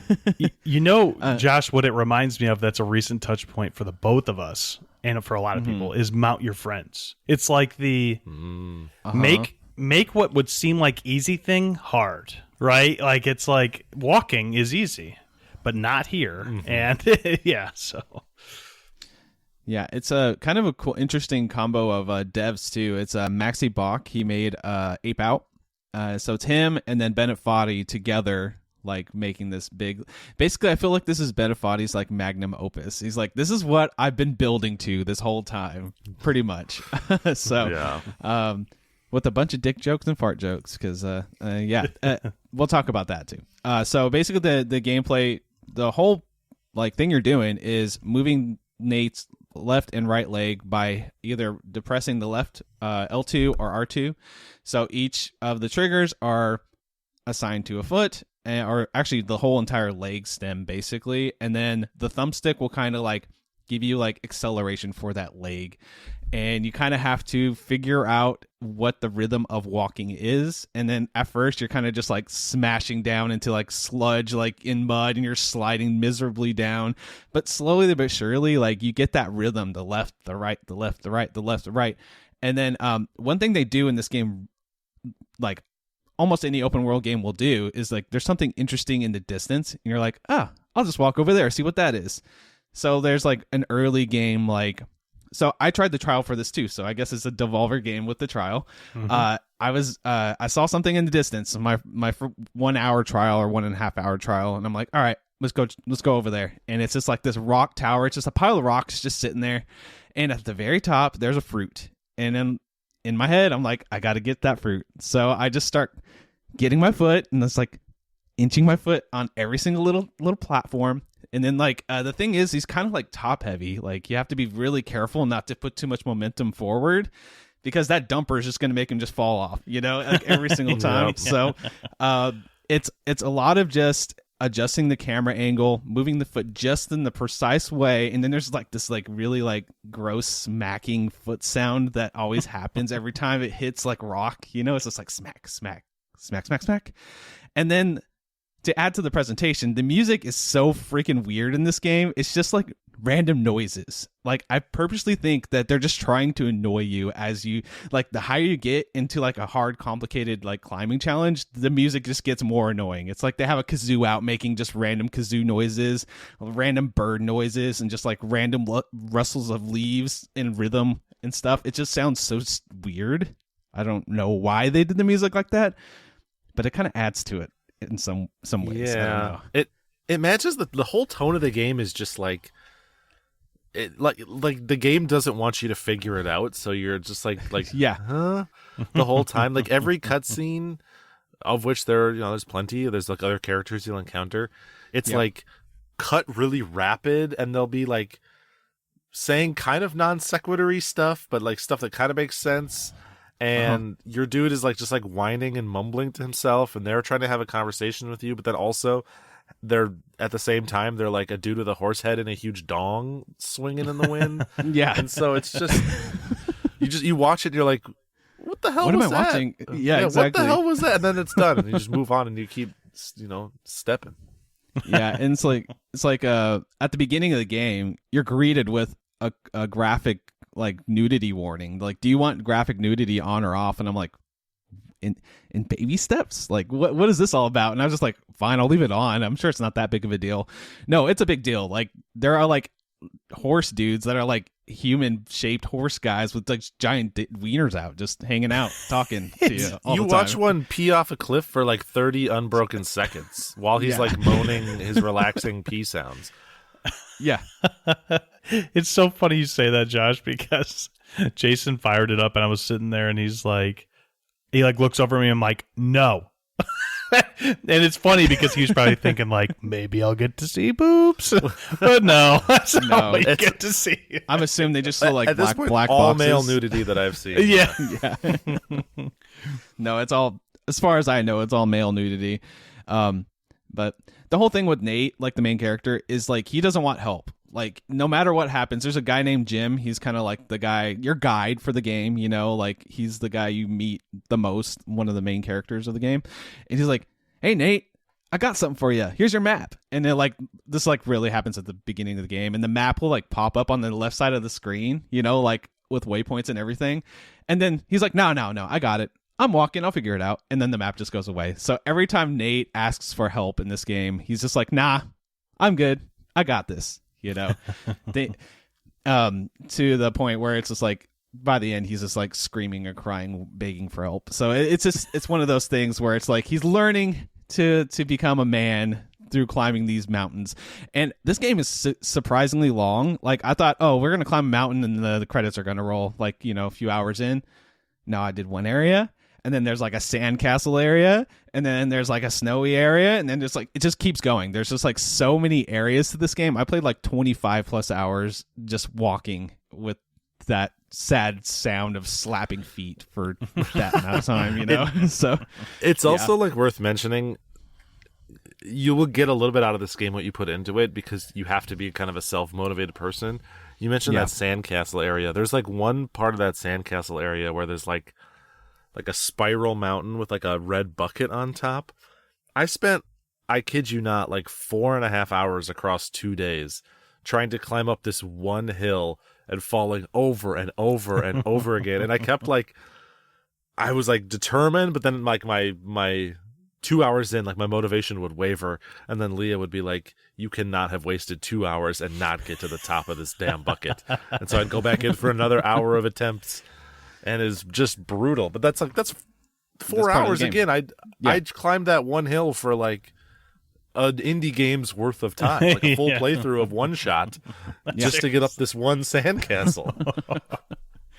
And then the funny thing is like, so there's like optional objectives. That's one of them. And then there's like these signs like, hey, bring this up to the fire tower, you know, the watchtower. And like, I think the first one is, I'm trying to remember what it was. Was it like, it's like a random object. One of them's like a ball, right? And then it's like a, they call it a cup, but at least on PlayStation, it's just literally a gold PlayStation trophy. Okay. I think it looks the same. Yeah, I remember. So you basically have to take that up to the top of the mountain, and then when you drop it in the bucket, like nothing happens. It's just like an optional objective, you know. Or you can accidentally fall on your way up, and you drop the cup, and it lands on a part of a hill that you can no longer climb up to, and you're just screwed. You can't get it for the rest of the game because this game is harsh. Yeah. It's very that much that thing. And yeah, there's that. There's also hats that you can find. They don't really add anything, but he's just wearing like a, you know, a hard hat or like a birthday party hat, whatever you find. Froggy hat, yeah. Froggy hat, yeah. So the thing that I had for a longest time was the frog hat, and I'm like, all right, I'm gonna make it up this thing, and then like I'm at the like top of this mountain in this like really screwed up area, and then I kind of like just step a little too hard, and then his head bobs too much, and then the hat just flies off, and I'm like, I need the hat.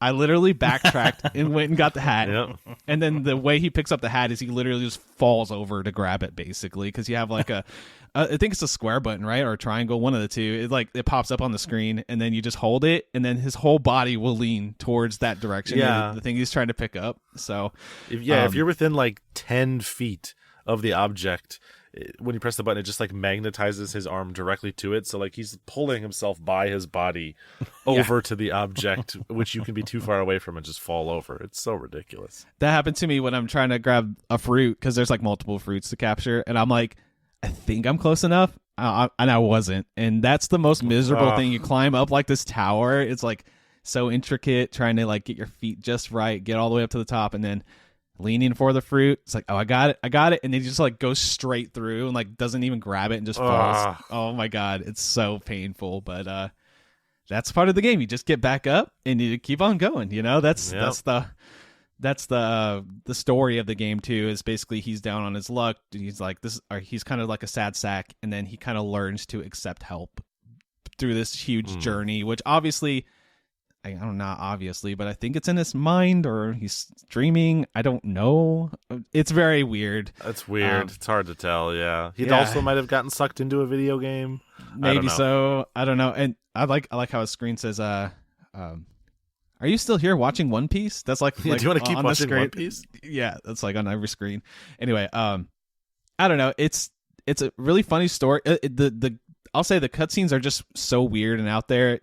They are definitely, and Benefati has said that these are just improvised things that they just put in the game. Like, this is the situation we're dealt with. Let's talk, and they would just like awkwardly talk back and forth, and whatever they recorded went into the game, and it's very apparent. It feels like you're scrolling through like TV in a hotel room, and it hits Adult Swim at like 2:30 in the morning, and there's just like this weird thing that you've never seen on. That's the vibes of every cutscene in this game. So yeah, I was laughing. I thought it was hilarious. Like what is going on? I don't care. It's funny, you know, but whatever. What happens go ahead. when you climb up to the top of a hill, and it took you a long time to get up there, right? I imagine the way back down is much easier. You just flop on and you just fall the way down, or do you have to like fall strategic? Down. Okay. Okay. Yeah, you just plump, fall over.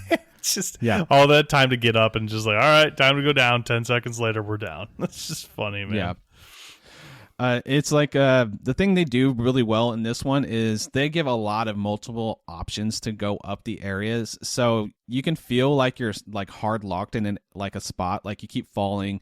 Like there's this like one area where it has a cactus and a bridge, and there's like a milk river going underneath it, and then a cactus on the other side of the bridge, and I'm like, all right, let's see if we can do this. And every single time I kept getting poked by either one of the cactuses, and I couldn't get across it. I was there probably like 2 to 3 hours, and I'm like, every time. The thing about that area is like, it's like, I guess it's milk. It's just like a white river. If you fall on that sludgy stuff, you just slide for so long, and it's just the most miserable slide that you've ever experienced. And it's just like, it's a nasty, slimy sound as it goes down, and you're just like tapping the buttons, trying to get up. Come on, let's go. You know, he's like flopping like a fish out of water and making all these like, oh shit, oh god, oh no, oh geez, gosh, sounds. It's watching the horror unfold in front of you, and there's nothing you can do to stop it. Just like, no. Yeah. This game is kind of a horror game in some respects. It's kind of a puzzle game in some respects too, trying to puzzle your way up. There is this is not really a spoiler because I see a lot of people stream this. There is a thing that happens later on, which is pretty interesting mechanically. Have you got to the man breaker? Have you heard about the man breaker? Steve, or no? No. Do you want me to spoil? I can spoil it. Yeah, you can. I don't mind. It's not that big of a deal. Not a big deal. In this, because I see people like stream this specifically. So basically, you meet Jim, and there is like this big like staircase, a spiral staircase going straight up into the sky for like the final ascent, or at least one of the final ascents. And then there is a sign that points to the right, says the man breaker. So you can basically climb this really intricately hard mountain, or just go up the stairs. And then Jim's like, if you do this, if you go up the stairs, you're going to have to call me Lord. You know, I'll be Lord Jim if you go up there. And then, so basically, if you do the other side, you get 2 different cutscenes based on which one you do. Oh. And the man breaker is like basically the challenge stage of it, because you can easily just skip it and go up the stairs if you want. So kind of a fun way to do it. I've seen people do it. I legit got almost to the top of that area, and I could not quite get past that last part. It's brutal. It's like ridiculous. Like there's like an icy area where you got to like shuffle after you like kind of like leap forward, and you have to shuffle real quick. And then I just kept falling there, and I'm like, yeah, I'm not doing this. I'm just going to go up the stairs. I'm done. You know? So, yeah. There's a lot of sections that like they feel, to your small ignorant pea brain, they feel like RNG. Now I trust the people that made this game that like, no, in actuality it's a skill issue. I could execute it successfully 100% of the time if I knew the exact inputs and could put them in.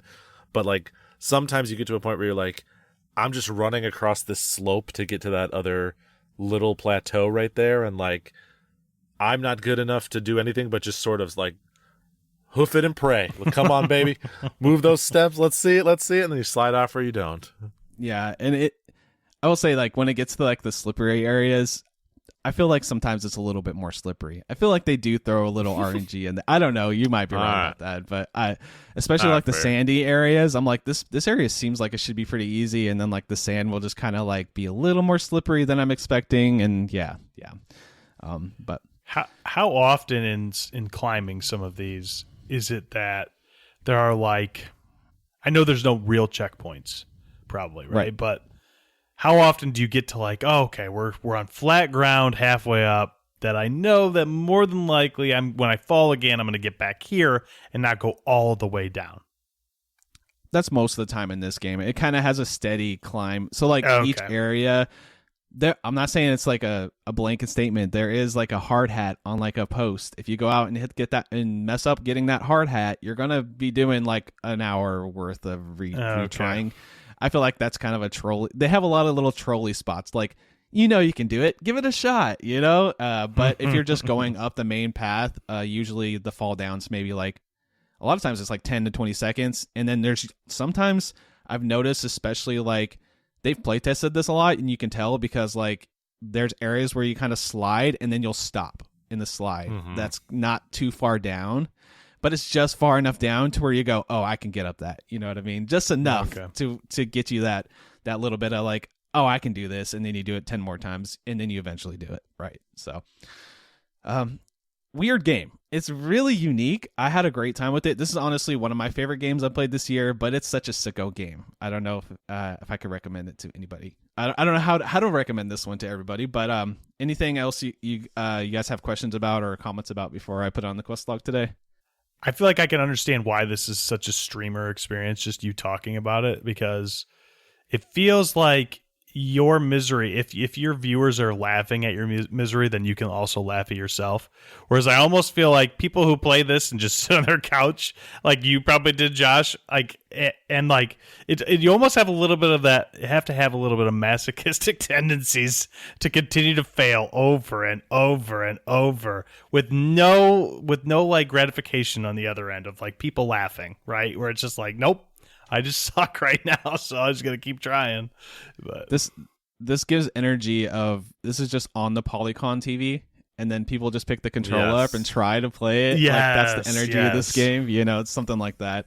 Or like we do a race. I would love to do a race with Steve. Let's do a race. I'll race you up a mountain or something. Oh, let's do it, man. I'm so here for it. That sounds like a great time. You know, honestly, a race is a good comparison. I do feel like Baby Steps is the type of game that speedrunners would like. Not because you're speedrunning or trying to get times, but if you're a speedrunner, you're the type of person that can do the same thing over and over and like continuously fail and still get enjoyment out of it. And that's what Baby Steps is. It is just you falling on your ass constantly until you don't, and then like the euphoria of not.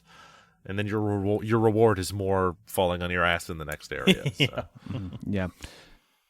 So to me, this is like the best quote unquote rage game I've ever played. It's probably one of the best ones out there, period. So it's just hard for me to like put this on the quest log because like it's a good, it's genre, and the people that are gonna like it are gonna know they're gonna like it, right? Like I looked at this game, I was like, I think I'm gonna have a good time with this. This looks like it's up my alley. I tried the demo, loved it. You know, like I feel like that's the thing.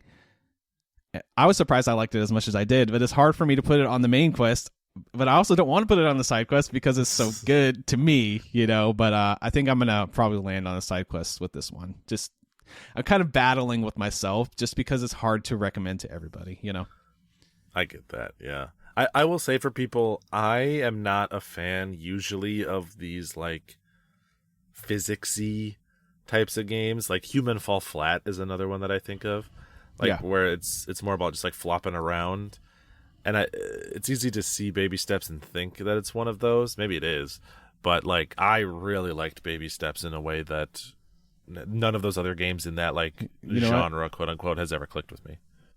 Screw it, dude. I'm putting this on. I'm switch. Can I change my mind? I'm putting it on main quest. I'm done. Oh damn! This is a main quest. Look at that. I have to do it. I have to. I just had too much fun with it, and it's gonna be like in my top 3 or top 5 for the year. Like it's one of my favorite games I played this year, and if it sounds really like it sounds grueling, but I swear to God, it's so fun to play this game, and it's hilarious. I just think it's a great game. Like honestly, do for what it is. You just I don't know. You have to have that. I'm putting on a main quest. I'm putting a Josh main quest on there for. You know, I have to do it once in a while, but I do think it's a quality game, though. It really is. For what it's worth, I also would main quest this game if I was the one who was bringing it. I think it's a main quest, and I do know what you mean that like it's not going to be for everyone, and usually main quests are. But I also think there's certain genres that like there's just no convincing everyone to love that genre, and so like I don't want to exclude an entire genre off of potential for the main quest, right? I also think that in certain situations, like Josh mentioned, where you have a big group of people and you all just pass the controller, then it is kind of for everyone, right? Because everyone would love that. It's just majority of the time that situation doesn't arise.